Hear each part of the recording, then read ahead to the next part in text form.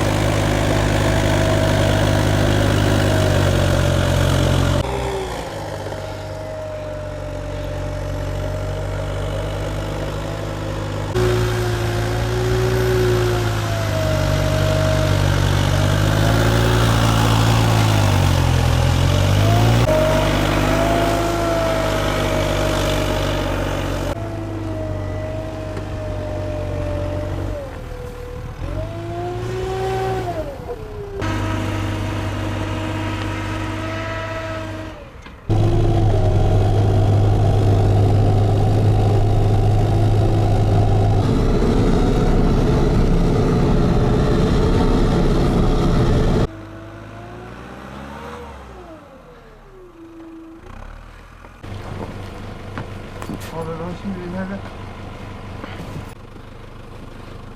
Hocam bir buraya ileri bir gidelim. Tabii git. Bacağı şey diyor da kabağa geliyor.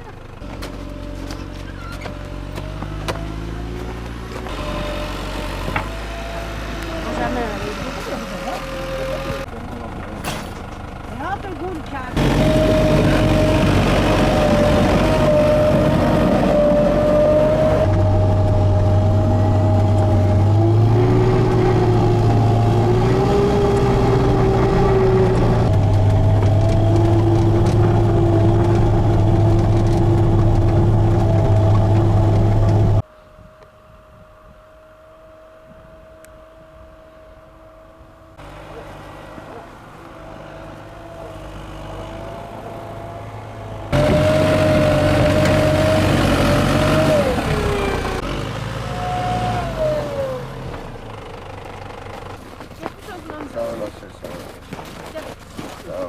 Afiyet sayım ok.